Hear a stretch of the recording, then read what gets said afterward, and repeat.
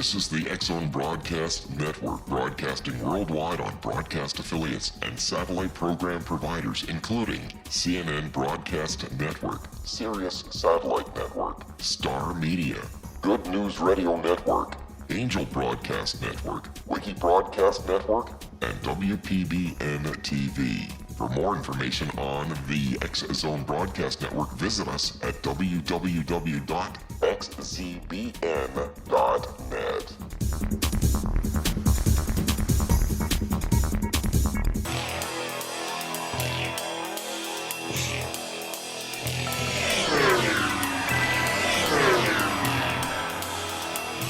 This is A Different Perspective with Kevin Randle. A retired U.S. Lieutenant Colonel, Kevin Randle has been studying UFOs for nearly 50 years. Kevin has investigated some of the most famous UFO cases in the world and has been consulted for dozens of documentaries about UFOs.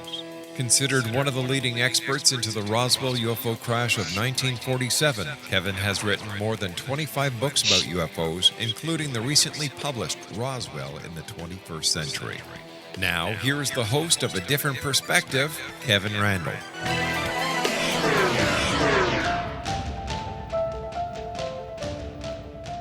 And good evening. This is truly Kevin Randle, and this is truly A Different Perspective.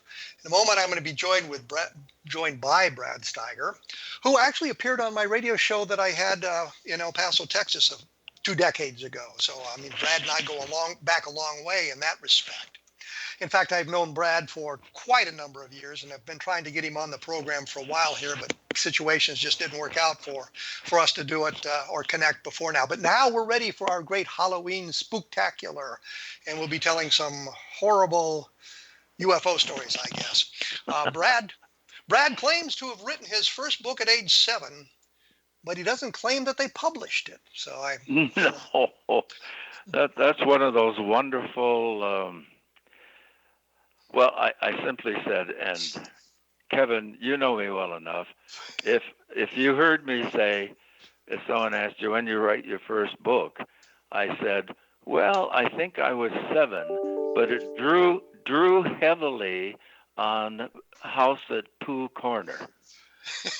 So I meant it as a jest, saying I've always wanted to be a writer, even when I sat and copied the Winnie the Pooh books. But people took it literally. Oh, he wrote his first book at age 7. Not quite. And that's why I said, but he doesn't claim it was published, because people say to me, right. How many books have you written? And I always say, do you want to know how many I've written, how many I've sold, or how many have been published? I mean, it's 3 different numbers. I've got a number of books that I've written that aren't sold anywhere. They're still laying around somewhere. But I was attempting to do a very nice introduction for you. And that was nice. Nice. I haven't gotten through it yet. Oh, I'm sorry. I was going to say he became a full-time writer in 1967 and authored and co-authored almost 170 books, which have been sold 17 million copies. And I mentioned that he wrote the bestseller Strangers in the Sky about UFOs because I remember sitting in a high school study hall reading that book, which actually dates me as well, I think, as well as you, because I was in high school at the time. And I thought that was important to let you know that. I was reading that instead of the biology text I was supposed to be reading. And as I said, I've known Brad for decades and remember calling him many, many years ago to ask about a specific case of a mysterious disappearance from Wales in the 20th century. And you told me right off the bat, well, it's a hoax. And I thought that was a wonderful way to start a conversation. But I was calling to confirm the information that I'd read in other places, and your name had come up. And I thought, well, I know how to get a hold of Brad Steiger. I'll call and ask him. And that was the first thing you said to me. So I was delighted with that because it helped me out a great deal. And since that time, I've followed your career, and note that we sometimes argue about who has written the most UFO books. We're not sure who it is. I believe it's you. You sometimes say it's me, and Nick Redfern is attempting to catch us both. Yes, So he is. Yes, he we've is. got to get. He denies that, though. He denies that. Yeah. Well, I just had my book Encounters in the Desert about the Socorro UFO sighting come out in the last couple of days, as a matter of fact. So Yeah. I may have gotten one up on Nick at that point. Nick Yeah. also delves into other things, as do you, and as do I. Yes, right. And I thought the Socorro kind of leads us into where we want to go, because here's a story of Lonnie Zamora seeing two alien creatures running around or walking around or standing around in basically central New Mexico back in 1964, and some of the things went on about that. So that gets us into the idea of alien visitation, and it gets us into the idea that there's creatures, beings, entities flying those craft. And I know you've done some stuff on this. And quickly, before I run out of time here, what do you think of the Socorro case? It was very fascinating at the beginning of research, and I still want to believe in that one. But now we've had the traditional college students did it. That's come out now. It was just a joke. And then, of course, which I think is the most nefarious one, that Lonnie did it to get more tourists coming to the city or the little town there. And all of these things have, I think, follow this kind of cycle that we're in. Let me interrupt you here, Brad, because I have to take a break right now. We will be back with Brad Steiger in just a moment, talking about alien creatures and alien visitation, so stick around.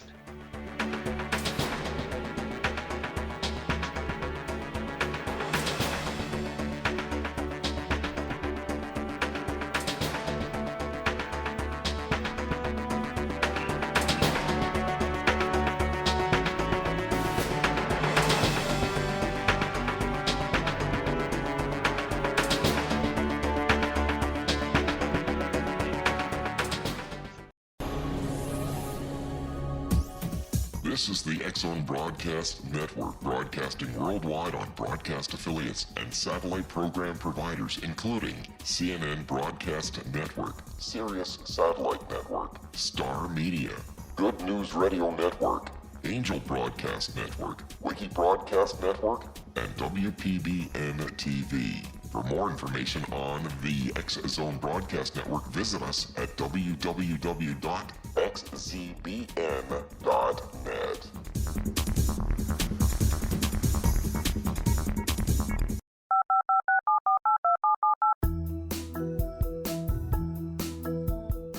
Did you know that when you're on the road with limited data or Wi-Fi, you can still listen to the X-Zone Radio Show with Rob McConnell, The Science of Magic with Gwilda Wiyaka, X-1, Dimension X, Space Patrol, and every minute of the X-Zone Broadcast Network by calling 213-401-0080, courtesy of Audio Now.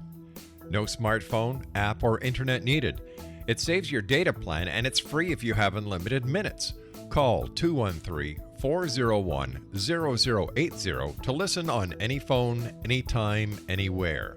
Remember, 213-401-0080 for the best of the paranormal, parapsychology, and sci-fi radio programming anywhere, 24/7, 365.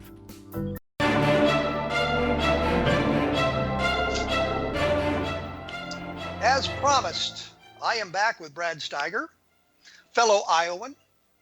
We're talking about alien visitation at the moment and creatures from that. And it gives me an opportunity to plug Encounters in the Desert, which is my book about the Socorro case, which just came out. You were saying before we went away, I think talking about the Lonnie Zamora having hoaxed it for the tourist trade. And right. I don't think you bought into that one. No. Well, I think I was going to say Philip Glass kind of threw that out, and it really is nonsensical. Yeah, I guess I was impressed because Dr. Hynek found this of interest. And then, of course, there's that puzzling, and I can't wait to read your new book. The emblem that's on the craft, I think is very provocative in so many ways, because it's kind of like a message to our species. We recognize that symbol, whether we want to admit it or not. It's probably not from any language, but in our deeper unconsciousness, I think it shows a residence. I think it shows a home. I think it shows, a unity.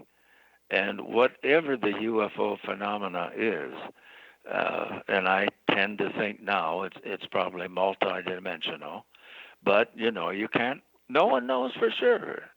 And in my mind, Kevin, this is not just gratuitous flattery, but I think you are the supreme of the ufologists, because I really admire how deeply you go and how you take your knocks. I mean, you accept people's criticism and then you answer it. So I'm curious to hear what you say about both now. I said how people are trying to defame it. Wow, what did you say in your book? Now, I don't want you to give things away, but let's tease people. I want to read the book. Other people will want to read it too. Well, I was going to say that we do. I go into depth on the symbol and what the true symbol is, and how that was. That the whole story of the symbol has evolved since the beginning of the Socorro case, and there's a long chapter about what is the correct symbol. So I look at that because it is kind of an important part of the entire case. But if you look at actually the bungling of the investigation that began the very night it happened, with the Army officer there, Captain Holder, the FBI guy there, Arthur Burns, and what they did and what they learned and the reports they made. I had always said, and this is the probably the last thing I'll say about that during this program, but I've always said that the problem with the Zamora case, it was single witness. And looking into the case, find out it's not.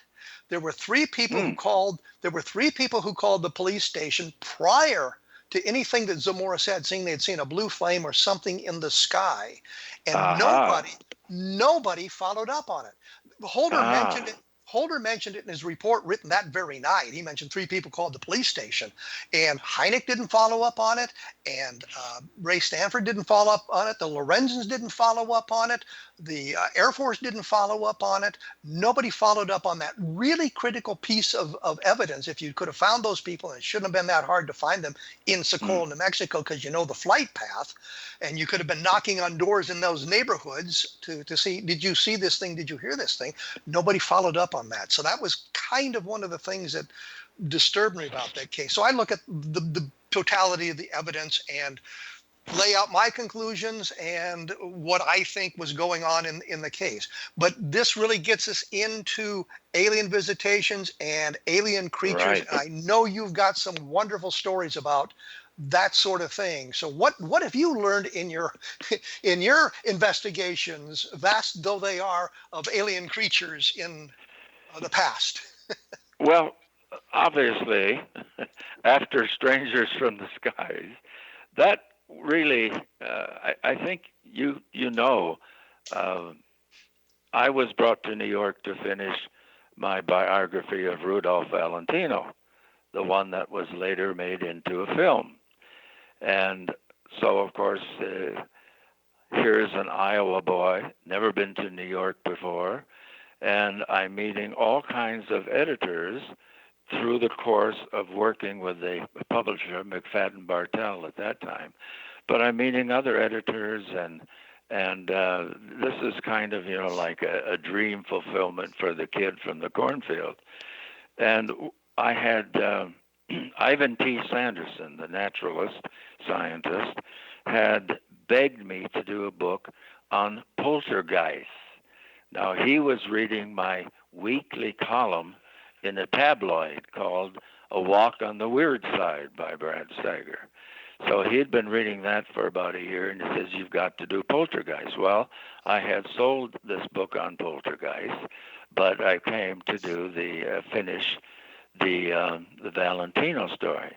And an editor whom I, really enjoyed talking with, and we kind of hit it off, he said, "What do you think about UFOs?"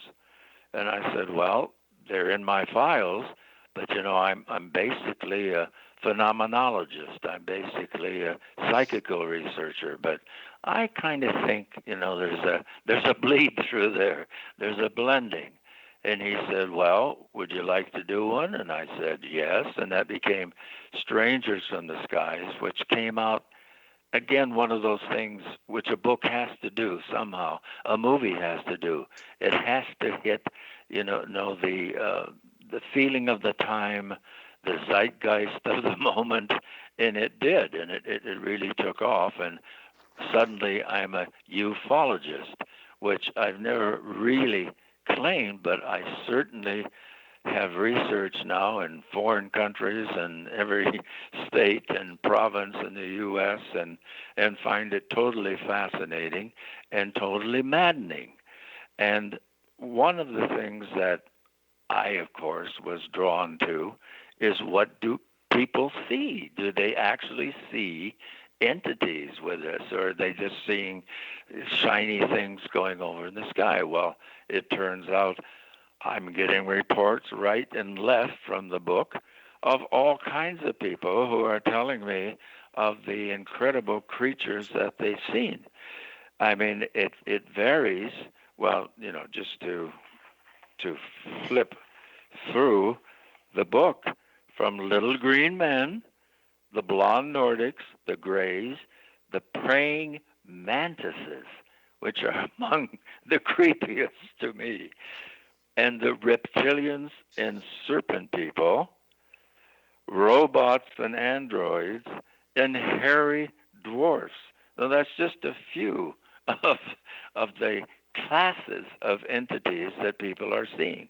Well, We go way. one of the things that has struck me is reports coming out of South America. And I Yeah, point there because they come there. But I've seen drawings of the alien creatures that look amazingly like the spacemen from Earth versus the Flying Saucers. I've seen mutants that look an awful lot like the creatures from This Island Earth. Couldn't think of the name of the movie at the moment, with the big Right. bulbous heads. And there's other things that come out of there, people reporting creatures that seem inspired by science fiction films. Well, that science fiction films, mythology, fairy tales. Now, we go way back to one of the early sightings of the dear lady walking in the woods in Italy. And she suddenly has two entities come out and tear at her clothing, not with the idea of sexuality, I'm sure, but she runs and they grab her scarf and they try to hold her. And she describes them like, to me, kind of giant chipmunks with engineering suits on and some strange kind of helmets. Now, the artists in the area, and I know you've seen it too, have caught them very well. And so again, we say this is one of the very early reports. Where did this come? This is a woman who spent a lot of time in the woods, in the forest. She lived kind of like Hansel and Gretel back in the woods. Now, if this is a entity that looks in a way we cannot perceive, and it wants to reveal itself, then it's going to have to choose some form. And if we're giving that entity those kind of powers, it goes into her subconscious and recognizes the animals she deals with on a daily basis and puts them in an engineering suit to signify they are an intelligent species that have come from somewhere else. Now, I see this kind of thing repeating itself, where, what you see is what you get, and what you perceive is what you will receive. If you have grown up on Buck Rogers, if you have grown up on in some of the science fiction classics, and people then describe the entities to me, and I'm going all the way back now, Kevin, to the 60s when I got invited to speak here and invited to speak there, so because of Strangers in the Sky. So I thought, I'm really getting into the subject. I'm really seeing an area of research that fascinates me. So I would interview the people that would come up from the audience. I had this sighting, I had that sighting, I saw this entity, and begin to really interview them in depth. And you see that kind of commonality, and I hate always to make generalities, but again, it seems so much, as I said, what you see, what you believe is what you get, and what you perceive is what you receive. So the people who want to see a godlike being that has come like the gentleman carpenter in The Day the Earth Stood Still, which I think, really launched the whole contactee movement, or a good part of it, because it was pretty difficult to sit through that movie and not be moved. And those of us who have gone to Sunday school, we recognize that carpenter becomes so obviously a Christ figure or a Jesus figure during the course of the film, and then he leaves us with a kind of promised threat is, okay, you guys better behave down here now, or we're going to take measures. Let me interrupt here because I'm going to have to take a break, which is unfortunate. And I was going to ask you about it's seeming that the stories of entities kind of evolved as the UFO field evolved. I'll get into that in a moment here because I'm running out of time. I did want to mention that if y'all are interested in these sorts of things, take a look at the other fine programs on the X-Zone Broadcast Network at xzbn.net, and you got a whole list of programs that will probably interest you in some fashion about these sorts of activities. I will be back with Brad Steiger in just a moment. We will be talking about aliens in space suits when I come back, so stick around.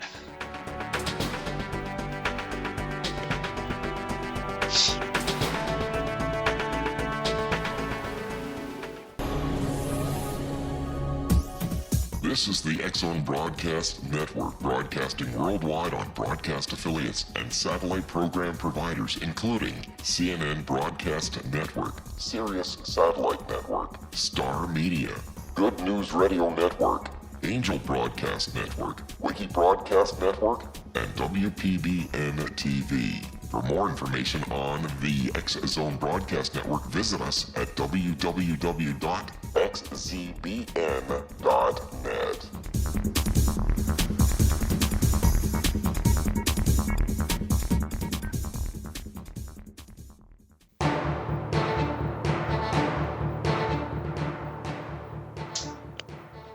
As promised, just moments ago, I am back with Brad Steiger. We were talking about alien entities, creatures from inside the spacecraft. And as Brad was speaking, he triggered a thought in my mind in something that I had talked about in the past, that when people talked about seeing the entities back in the late 40s, early 50s, in that time frame, they almost were invariably in some kind of a spacesuit, some kind of helmet apparatus, some kind of breathing apparatus going on. And as we move beyond that, they seem to shed their spacesuits. They would be wearing flying suits type things. The guys at Socorro, for example, and I promise not to mention Socorro, but they were in white coveralls as opposed to some kind of a spacesuit, which gave rise to the opinion that this might have been some kind of government experiment, although no documentation has ever been found to prove that. So when we talked about the earlier entities, they were in spacesuits type thing, and I guess you noticed the same thing. Absolutely. And again, Carpenter, the Christ figure that comes in The Day the Earth Stood Still, he puts on a suit when he talks to the scientist, the Einstein-type character, and when he interacts with the woman and her son. But when he returns, he is definitely in a space suit as he's going to go back, and Gort has rescued him. We have... Well, let me interrupt, because I wanted to make 2 points here. Number one, when we first see him, he's in a spacesuit with a helmet on, so you don't see that he's actually a human. You see a humanoid. Oh yeah, at the very beginning. At the very beginning. And the other thing is, you're making the parallel between Christ, and I mean, his name is Carpenter, and we all get that. Right. I think. Right. But the other thing is, he's actually killed at the end of the movie. Gort comes and gets the body and resurrects him, which is another aspect of the Christ story there. Before he goes off and says, "Hey, says if you don't listen to us, we're going to reduce this planet to a burned out cinder." And and I think Dr. Bernard says, "Is that possible? Is that how such power exists?" And he says, "Sure. Let me assure you that such power exists." So the parallel is strictly there. So he's in the spacesuit in the movie, and Gort is, of course, the big robot that you have to say Klaatu Barada Nikto to, in case. That's right, Klaatu Barada Nikto. In case you do not want to get disintegrated by it. Right. But I always remembered that, just in case I run into a Gort. Yeah, you and everybody else, I think, talking about that. When I was a teenager, after having read your book as a teenager, and I mean, I bought it I still have my copy of Strangers from the Sky. My goodness. Oh my goodness. The 25-cent paperback version of it. But a friend of mine, Eric Novotny, and I had started an organization that we called Office of Scientific Intelligence, which was a name we plagiarized from a science fiction film because we thought it was neat.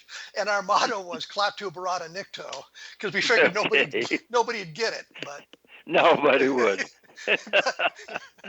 but you would, of course. Yeah. Anyway, alien creatures. When we talk about alien creatures, we get a great diversity of creatures, I guess. Is there some kind of a commonality that we see other than humanoid? Although we've talked about hairy dwarfs and I think beanbag type creatures as well. But is there some kind of a commonality that we see through the descriptions of the alien creatures? Not anymore. Not anymore. The commonality at the beginning, if we want to say, 47 and so forth, approximately was the beginning. Then we had basically the smallish creature, the, quote, proverbial little green man, though I don't think anyone ever described them as being green, but the size. And they were almost always, and I think I can say always, in spacesuits. And they acted the role of little astronauts that have come here from another world. They really were, like little mannequins, little puppets, that would do kind of what the overall belief in this concept that we're being contacted should look like.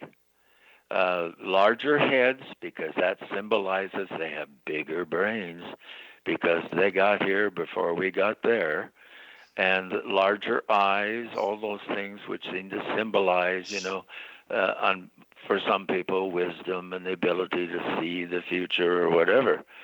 But then we move into the gray, which is not in a spacesuit. He's in his altogether. And it is much more unattractive than the little green men that we began with. He looks, like some kind of clay figure, and the gray took over great popularity, should we say? But now we've moved into, which I think, grotesque, like the praying mantises, and the reptilians and the serpent people.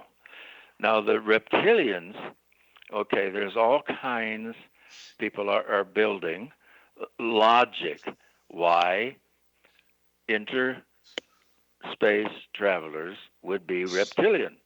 They would easily hibernate. They'd be able to slow down their bodily functions. And we, of course, have all kinds of legends throughout our historical development of the flying serpents, and then, of course, the devil is to look like a serpent, but the devil is really giving us information. So maybe those were reptilians. Maybe those demons we talked about who were reptilian in appearance, maybe they were these ancient astronauts that came from another world and are still coming and feel, in a sense, this planet belongs to them. So the serpent people are very popular now. In fact, while I was awaiting your call, I was going through today's mail, and I have a very enthusiastic letter from a person who totally believes in the serpent people and hybrids. The serpent people are breeding with us, and that's kind of taken over a large section of research right now, Kevin. Well, I don't know if. yes, I'm aware of that, but the problem, I have a problem with the genetics. Well, yes, of course. Yes, when of course. when you start talking about these crude experiments going on where the aliens come down and impregnate our women, I mean, to create the hybrids, which I always thought was backwards. If I was doing that, I'd want to be able to control the experiment, and rather than impregnating our women and throwing them back into the environment to see what happens, I'd have Earthmen impregnating their women so they can control it. But I really don't see how the genetics would work. Well, but you see, whatever this is, the great brain that controls all this, they've heard people like you saying that. So now the contactees, the people who believe in the hybridization of our planet, they don't simply have sexual intercourse now. It's a whole laboratory to which they go, in which they're never quite aware how the semen or how the is injected, because they go into kind of a trance, and they don't really realize until they're pregnant several months later that that's what happens. They recall it then in a kind of regressive state when they're sleeping or whatever. So that objection has been eliminated. You see, it can't help thinking, and pardon me now for becoming good old mystical Brad here, but a brain, a zeitgeist, somehow a linkage to our own development. And you know, one of my great passions is who are we really? You know, Worlds Before Our Own has been one of my bestsellers, and which came before all the others who have written about the subject. And that still fascinates me. And I subscribe to a number of publications where we are going farther and farther back in time. We are going with discovery of, if not Homo sapiens, and we really shouldn't use that because they're really hominids. And the number of hominids, I mean, it used to just be Neanderthal, right? Well, now we have the Denisovans, we have all kinds of, we're finding teeth that now they examine it, and through the marvelous science they have, and that is yet representing another hominin species. So how often have we been here? How much have we learned, and how are we really an independent species, or is there, like someone has said, what's the movie that's based on? Oh heck, I lost the name of it. Oh well. Anyway, as if there is an alternate reality going on at the same time, and that's why we're having scientists working with so many dimensions that we may be experiencing at the same time. And it's really becoming more complicated than simply aliens walking on Earth. It is the big picture, I think, is emerging, and it's a fascinating one. And we see that, how much control do we have? And I don't mean to be a nihilist here, but, are we really an independent species? How much are we subjected to forces and thoughts and manifestations of the future in which we're being directed in a certain way, in which we're being programmed a certain way? I look at what's happening with social media. I'm looking at what's happening, with the marvelous computers and our TV and all these things that are making life better. Better? Well, I mean, it's making us lazier, it's making us sloppier, it's making us, we don't want to read anymore because we can just look at a screen. And it seems, that whatever force we create when we blend as a species, the zeitgeist is commonly used, but it may be, that it becomes almost it is an entity unto itself that is directing and programming us as a species. Well, let me interrupt here because I have to take my break because I'm required to. For more information about this, take a look at bradandsherry.com. And of course, I'll always put up some information, additional information on my blog at www.kevinrandle.blogspot.com. You'll see some of the things that are going on in the world of ufology today and that sort of thing. If you take a look at that, and take a look at X-Zone Broadcast Networks at xzbn.net. I will be back right after this for my final segment with Brad Steiger, so stick around.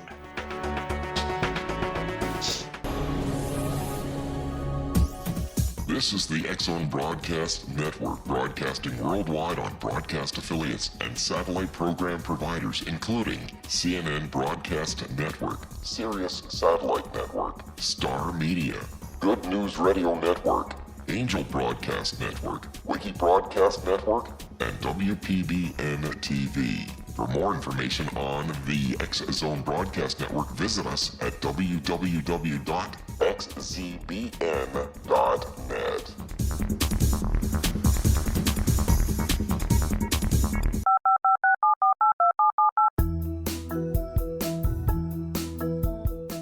Did you know that when you're on the road with limited data or Wi-Fi, you can still listen to the X-Zone Radio Show with Rob McConnell, The Science of Magic with Gwilda Wiyaka, X-1, Dimension X, Space Patrol, and every minute of the X-Zone Broadcast Network by calling 213-401-0080, courtesy of Audio Now.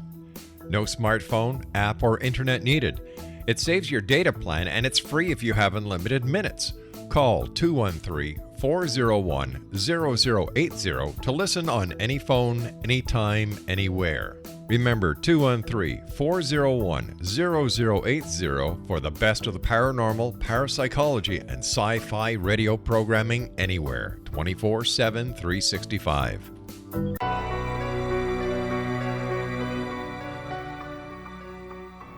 We are back, and by we, I mean Brad Steiger and me. We are back. We were talking about, I guess, sort of alien visitation, but Brad has spun it off now into multiverses and interdimensional problems as well. So looking at the broad picture of this, do you think we're being visited by beings from other worlds in our universe, inside our galaxy, or do you subscribe to a kind of a multiverse, cross-dimensional thing, or are you kind of in both camps? I'm kind of in both camps. And I interrupted myself in our last segment, which isn't uncommon for me to do. But I mentioned while I was waiting for your welcome ring on the phone, I was reading today's email. And one thing we should mention, Kevin, is, when are they going to land? When are they? There's a large segment of, you can't say the public, of course, but, well, yes, you can. The UFO community. The UFO community and the public has been influenced by a large section of the UFO community to accept that they're already here. So the letter I had today was they are certain now that this Ukrainian singer is from the Pleiades, and she is singing special songs that kind of lull the human species into peace and contentment, and recognizing that the Pleiadians and the Arcturans are here. They've always been here, and they're here to take care of us. They're here to watch over us. There's no fear. Now I'm getting chills just saying those words. But we have this species now again. So I have to hear and see this marvelous representative. Well, she's a lovely woman. She has a lovely voice, but you say she's from the Ukraine? Yes. So she has no association with Billy Meyer? No. I don't think so. I don't know. This was just sent to me, and of course I get these kinds of letters all the time. But the Pleiadians, the Arcturans, and the others are here. They're helping us. And again, it's this need that when we're in trouble, when times are getting hard, we really can't do it on our own. We have to have help. Well, that is negating our entire mission as a species, to recognize that we can take care of ourselves.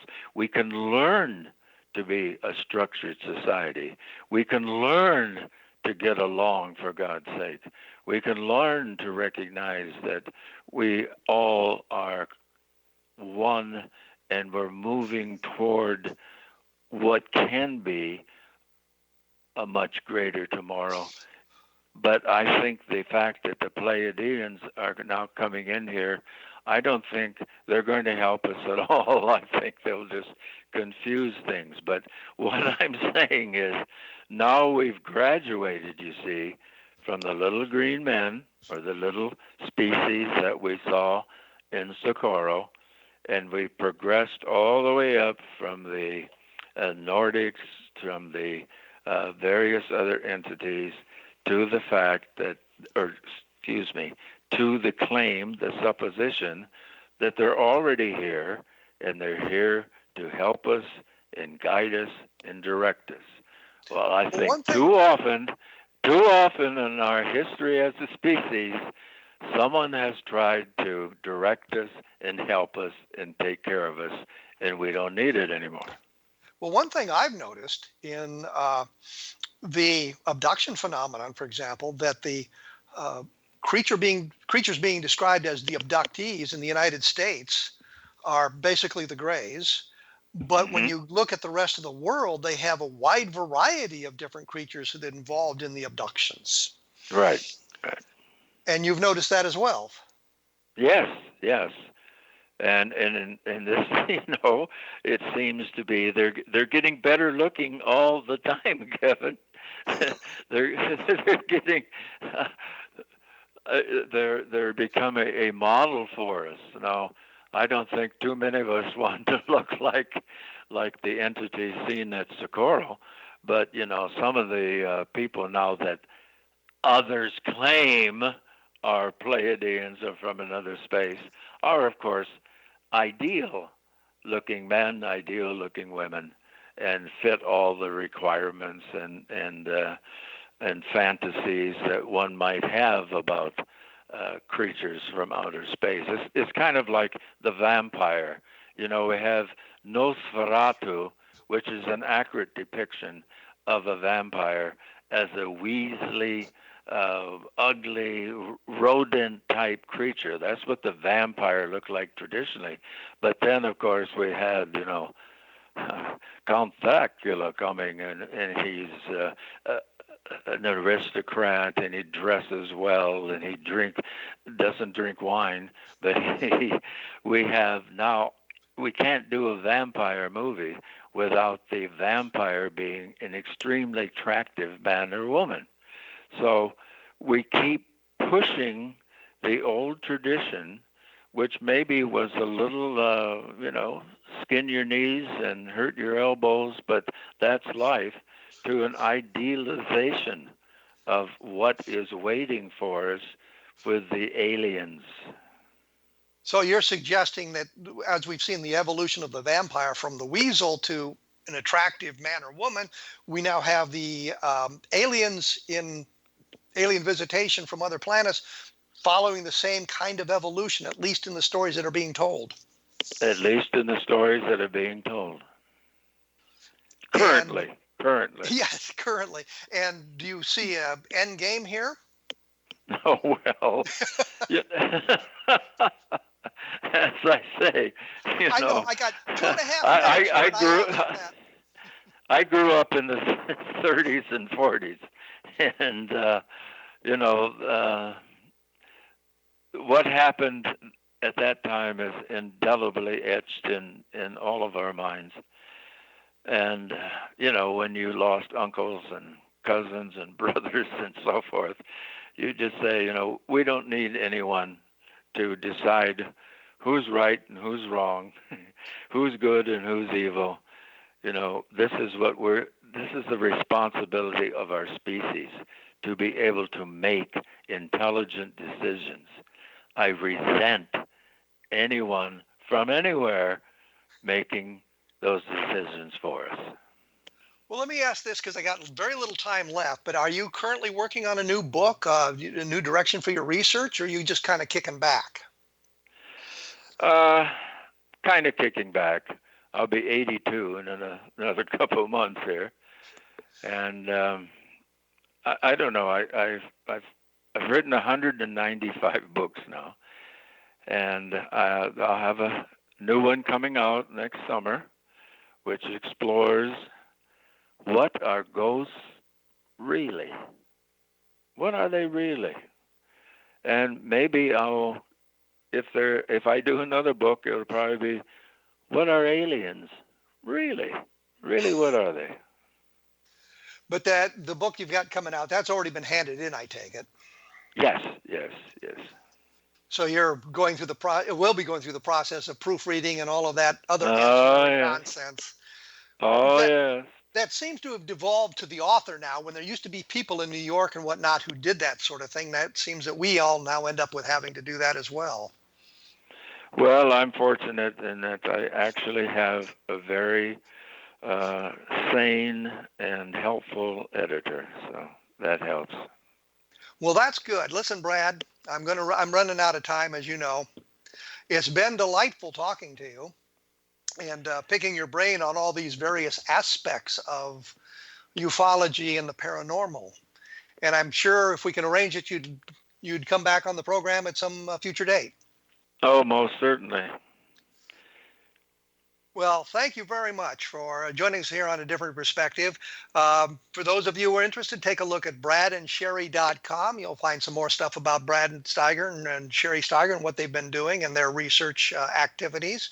And as I always say, take a look at www.kevinrandle.blogspot.com, because I will have some comment about what we've talked here today, and maybe some other links for you to take a look at and get a little bit more information. And find out that Brad has written 190 some books, is way ahead of me, so I'll never catch him. So I'm not even going to try. When you get a chance, take a look at Encounters in the Desert, which is my new book. It's out now. It's about the Socorro UFO landing. Gives you an idea of what went on there and that sort of thing. And I think it's always important to point out that there are some other great programs on the X-Zone Broadcast Network at xzbn.net, or if I was in Canada, I'd say xzbn.net, because they don't say Z in Canada for some reason. I don't know what it is. But take a look at some of those programs, and I'm sure you'll find things that'll interest you in that arena as well.